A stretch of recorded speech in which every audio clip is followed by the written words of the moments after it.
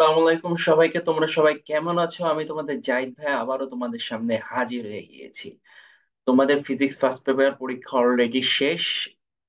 সামনে physics second paper পরীক্ষা। Physics first পেপারে কিন্তু ভাইয়া যে সাজেশন দিয়েছিলাম তার প্রায় অনেকখানি আমি হিসাব করে দেখলাম যে প্রায় 86% তোমাদের কমন আসছে। এমনকি এমসিকিউ যে এক দেড় ঘন্টার একটা ক্লাস নিয়েছিলাম, মাত্র 85টা এমসিকিউ তোমাদের করিয়েছিলাম, তার ভিতর থেকে কিন্তু অনেক এমসিকিউ তোমাদের কমন আসছে। আশা করি তোমাদের পরীক্ষা সবার ভালো হয়েছে। আর যাদের পরীক্ষা ভালো হয়নি, আশানুরূপ হয়নি, তারা চিন্তা করো না। ফিজিক্স সেকেন্ড পেপার এখনো আছে, দুইটা মিলাই তোমাদের এ প্লাস হবে, কিংবা দুইটা মিলাই তোমাদের কাঙ্ক্ষিত ফলাফলটা আসবে। ঠিক আছে ভাইয়া? সো বেশি টেনশন করো না, সেকেন্ড পেপারটা ভালো করে পড়ো। আমি মনে করি যে ফার্স্ট পেপারের থেকে সেকেন্ড পেপার কোশ্চেনটা ফার বেটার হবে, কিংবা ফার ইজি হবে। কারণ কি ভাইয়া, ফার্স্ট পেপারে যেমন কোশ্চেন গুলো ক্রিটিক্যাল করার সুযোগ থাকে, সেকেন্ড পেপারে কিন্তু অতটা ক্রিটিক্যাল করার সুযোগ থাকে না। জাস্ট টেমপ্লেট কোশ্চেন গুলোই করা হয়, সূত্রগুলো ভালো করে মুখস্থ করে চলে যাবে, তাহলে ইনশাল্লাহ তোমাদের পরীক্ষাটা খুবই ভালো হবে। যাই হোক ভাইয়া, আজকে আমি তোমাদের সামনে ফিজিক্স সেকেন্ড পেপার যে কোশ্চেন ক খর কোশ্চেন আছে, অনুধাবনমূলক জ্ঞানমূলক যে কোশ্চেন আছে, তার একটা সাজেশন নিয়ে চলে এসেছি। ফিজিক্স সেকেন্ড পেপার তাপ ও গতিবিদ্যা আজকের চ্যাপ্টারটা তোমাদের সামনে পরীক্ষা ভাইয়া। এই জন্য এখন প্রায় 4টা বাজতে যাচ্ছে, দেখা যাচ্ছে কিনা আমি জানি না। প্রায় 3টা 40 বাজে, এত রাত্রের বেলা তোমাদের জন্য আমি ভিডিও শুট করতে বসে গেলাম, সাজেশন তৈরি করে। ওকে ভাইয়া।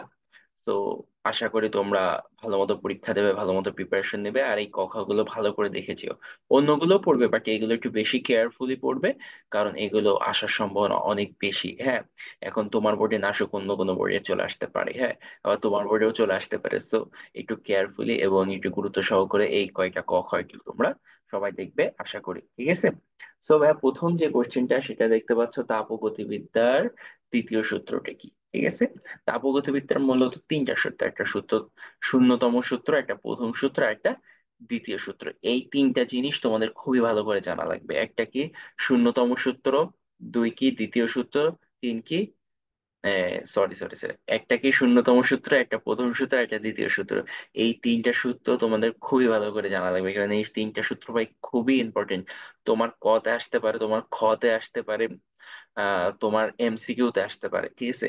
সো এই 3টা সূত্র ইন ডিটেলসে তোমরা পড়বা, ইন ডেপথে তোমরা পড়বা। আশা করি বুঝতে পারছো। হ্যাঁ। সো আমি তিনটাই জ্ঞানমূলকে দিয়ে দিচ্ছি, তোমাদের এমসিকিউ তেও কাজে লাগবে, অনুধাবনও কাজে লাগবে, এমনকি তোমাদের কতেও কাজে লাগবে, জ্ঞানমূলক কোশ্চেনও কাজে লাগবে। হ্যাঁ, আর এটা কিন্তু কোনো না কোনো বোর্ডে আসবেই। এটা যদি বোর্ডে না আসে, তুমি আমার নাম পাল্টাই দিও। ঠিক আছে? ওকে। তাহলে দেখো, এটা হলো তোমার দ্বিতীয় সূত্র, এটা হলো প্রথম সূত্র। আর এখানে তোমার আম, প্রথম ঠিক আছে, শূন্যতম সূত্র, দ্বিতীয় সূত্র। আর প্রথম সূত্রটা তোমরা পড়ে নিও। প্রথম সূত্রটা এই যে এইখানে দেওয়া আছে, প্রথম সূত্রটা। এবং 3টা সূত্র তাপগতিবিদ্যা। ঠিক আছে? এই 3টা সূত্র খুবই ভালো মতো পড়তে হবে। আর বেসিক্যালি তোমরা জানো, আমি হলো তোমার ইয়ে করতে করবো না, খুব একটা আমি ডিটেলসে সবকিছু এখন আলোচনা করবো না, কারণ খুব একটা বোঝানোর কিছু নাই। সো আমাদের যে গ্রুপটা আছে, ওই গ্রুপে কিন্তু তোমার সব কোশ্চেনের অ্যান্সার গুলো কিন্তু আপলোড থাকবে। ঠিক আছে? সো তোমরা আমাদের গ্রুপ ভিজিট করে তোমরা কিন্তু অ্যান্সার গুলো পেয়ে যাবে। হ্যাঁ। সো গ্রুপের লিঙ্ক প্লাস পিডিএফ এর লিঙ্ক আমি গ্রুপে দিয়ে দেবো, আর গ্রুপের লিঙ্কটা আমি আমাদের ডেসক্রিপশন বক্সে দিয়ে দেবো। ডাইরেক্ট তোমরা পিডিএফ এ চলে যেতে পারবা। ওকে। আর এই যে আমাদের এটা group, HSC plus admission Q নর্ডিলজি গ্রুপ। সো তোমরা এই গ্রুপে সবাই জয়েন হয়ে যাও। কারণ ভাইয়া, শুধুমাত্র কিন্তু এখনকার সাজেশনের জন্য না, তোমাদের অ্যাডমিশন নিয়ে আমাদের অনেক বড় একটা প্ল্যান আছে। সো আই হোপ তোমাদের সাথে ভালো একটা জার্নি হবে, তাই সবাই গ্রুপে জয়েন হয়ে যাও। ওকে। আর গ্রুপে কিন্তু সম্পূর্ণ অ্যান্সার শিটটা দিয়ে দেবো এই কক্ষের। আচ্ছা, যাই হোক, এবার আমরা মূল আলোচনায় চলে আসি।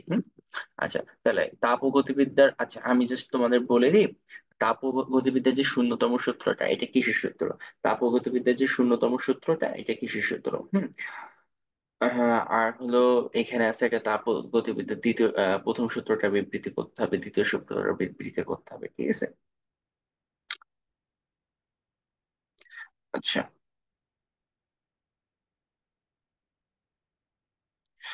আচ্ছা, এবার আমরা করব কি, এবার পরবর্তী কোশ্চেনে চলে যাই। এনট্রপি কি?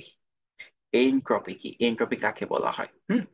এনট্রপি এটা খুবই ইম্পর্টেন্ট, মানে এটা যে কতবার আসছে তোমার। ঠিক নাই, এবারও চলে আসবে শিওর, আমি শিওর এনট্রপি কি এটাও চলে আসবে। হ্যাঁ, রুদ্রতাপীয় প্রক্রিয়া বস্তু যে তাপীয় ধর্ম স্থির থাকে তাকে এনট্রপি বলে। রুদ্রতাপীয় প্রক্রিয়ায় বস্তু যে তাপীয় ধর্ম স্থির থাকে তাকে কি বলে? এনট্রপি বলে। ওকে।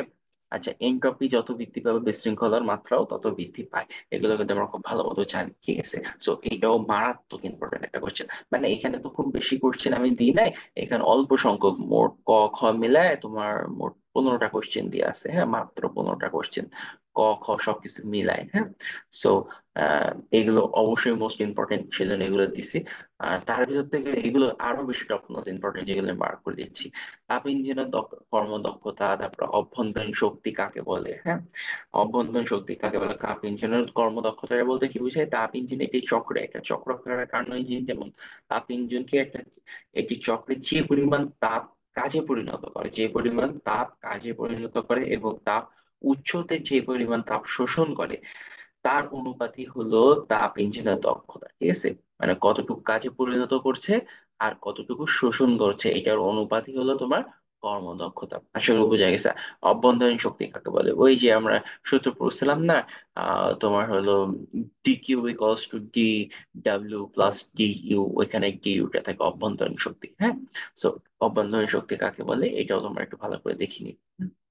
আচ্ছা, 2 বার চলে আসছে অভ্যন্তরীণ শক্তি কাকে বলে। তারপর পানির তৈল বিন্দু কাকে বলে? পানির তৈল বিন্দু কাকে বলে ভাইয়া? যে তাপমাত্রায় একটি নির্দিষ্ট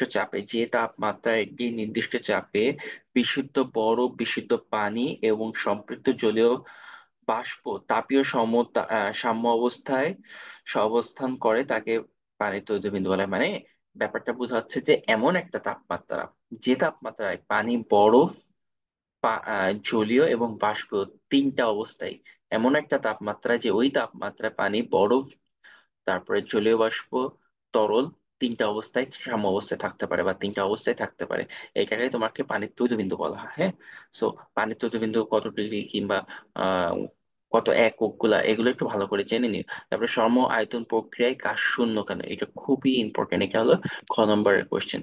সম আয়তন প্রক্রিয়ায় কাজ শূন্য কেন, এটা কিন্তু খ নম্বর কোশ্চেন, এটা খুবই একটা ইম্পর্টেন্ট। ঠিক আছে, খুবই ইম্পর্টেন্ট সূত্র। আচ্ছা, নেক্সট, রুদ্রতাপীয় সংকোচনের সিস্টেমে অভ্যন্তরীণ শক্তি বৃদ্ধি পায় কেন? অভ্যন্তরীণ শক্তি বৃদ্ধি পায় কেন, এটা কিন্তু অনেক ইম্পর্টেন্ট একটা কোশ্চেন। সো ভালো করে দেখে নিন। রুদ্রতাপীয় প্রক্রিয়ায় সিস্টেম হতে তাপ বাইরে যায় না, সিস্টেম হতে কি হয় না, তাপ বাইরে যায় না, বা বাইরে থেকে সিস্টেমের ভিতরে তাপ প্রবেশ করতে পারে না, বা তাপ আসতে পারে না, অর্থাৎ পারিপার্শ্বিক পরিবেশের সাথে তাপের আদান প্রদান হয় না। রুদ্রতাপীয় প্রক্রিয়ায় সিস্টেমের ভিতর থেকে তাপ বাইরে যায় না, আবার বাইরে থেকে তাপ ভিতরে আসে না। তার মানে কি, পারিপার্শ্বিক যে তাপ ওইটা রুদ্রতাপীয় প্রক্রিয়ায় কোনো প্রভাব ফেলে না। ওকে, সো পারিপার্শ্বিক তাপ যদি তোমার প্রভাব না ফেলে, হুম, তখন কি হয় ব্যাপারটা, অর্থাৎ পারিপার্শ্বিক পরিবেশের তাপের কোনো আদান প্রদান হয় না। রুদ্রতাপীয় সংকোচনের ক্ষেত্রে রুদ্রতাপীয় সংকোচনের ক্ষেত্রে বাইরে থেকে শক্তি প্রবাহ করে, বাইরে থেকে কি হয়, শক্তিটা প্রবাহ করে, বাট তাপ কিন্তু সঞ্চারণ হয় না। বাইরে থেকে শক্তি প্রবাহ করে সিস্টেমের উপর কাজ সম্পন্ন করা হয়, সিস্টেমের উপরে কাজ সম্পন্ন করা হয়। এই জন্য রুদ্রতাপীয় সংকোচনে সিস্টেমের অভ্যন্তরীণ শক্তিটা বৃদ্ধি পায়, অভ্যন্তরীণ শক্তিটা বৃদ্ধি পায়। বোঝা গেছে ব্যাপারটা? মানে তোমার তাপ আদান প্রদান করে না সিস্টেমের মধ্যে থেকে, কিন্তু বাইরে থেকে শক্তি সরবরাহ করে। এই জন্য সিস্টেমের শক্তি বৃদ্ধি পায়, অভ্যন্তরীণ শক্তিটা বৃদ্ধি পায়, তাপটা বৃদ্ধি পায় না। ওকে, আশা করি বোঝা গেছে।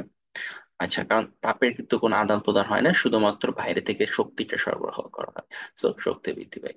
আচ্ছা, তারপর এই যে তো আছে, এই কোশ্চেনটা তো আছে, বাট সিপি ও সিপি অপেক্ষা ছোট কেন?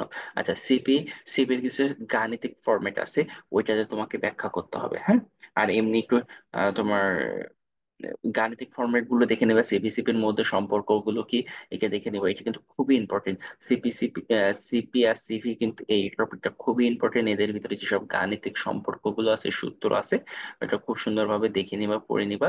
এটা তোমাদের খুবই ইম্পর্টেন্ট। ঠিক আছে, আর এটার ব্যাখ্যা আমাদের এসে দিয়ে আছে, কি বলে, আমাদের অ্যান্সার শিটে দিয়ে আছে। তোমরা আমাদের গ্রুপে যাও, গ্রুপে যে আমাদের অ্যান্সার শিটটা দেখে নাও। আমাদের গ্রুপেই প্রথম দিকে পেয়ে যাবা, দেখবা যে একটা ড্রাইভের লিঙ্ক দিয়েছে, ড্রাইভের লিঙ্কের ভিতরে সব কয়টা অধ্যায়ের অ্যান্সার দেওয়া থাকবে কোশ্চেনে। আচ্ছা, HSC plus admission Q N or logic group, so তোমরা সবাই জয়েন হয়ে যাও। তোমাদের অ্যাডমিশনে অনেক হেল্প আসবে। আচ্ছা, তাপীয় জগতের তাপীয় মৃত্যু বলতে কি বুঝো? জগতের তাপীয় মৃত্যু বলতে কি বুঝো, এটা কি জানো তোমরা? আচ্ছা, আমরা জানি অপত্যগামী প্রক্রিয়ায় এনট্রপি কি হয়, বৃদ্ধি পায়। অপত্যগামী প্রক্রিয়ায় এনট্রপি বৃদ্ধি পায়।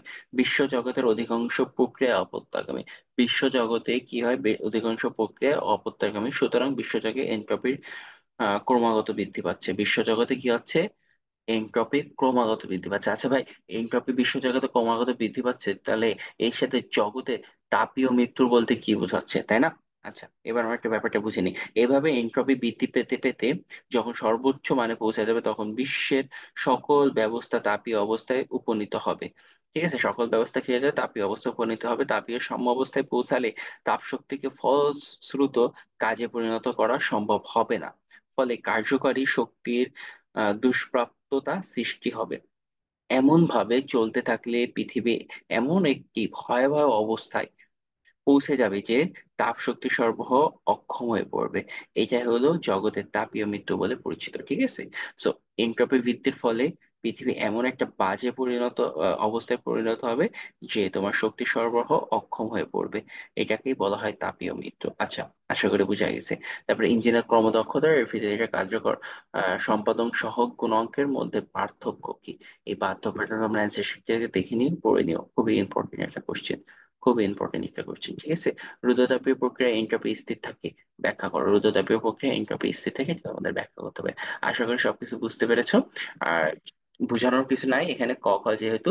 তোমরা আমাদের অ্যান্সার গুলো কোথায় পেয়ে যাবা? আবারও বলছি, আমাদের গ্রুপ আছে, HSA plus admission QN audiology group. এই গ্রুপে জয়েন হয়ে যাও, এই গ্রুপে তোমাদের অ্যান্সার গুলো দিয়ে আছে। আর এই গ্রুপটা অবশ্যই তোমাদের কিন্তু এইচএসসি জন্য যেমন হেল্পফুল, অ্যাডমিশনের জন্য তোমাদের ওই পরিমাণে হেল্প করা হবে। ঠিক আছে। আশা করি তোমরা ভালো মতো এক্সাম দিবা। সবাইকে আল্লাহ হাফেজ। ভালো থাকবে সবাই।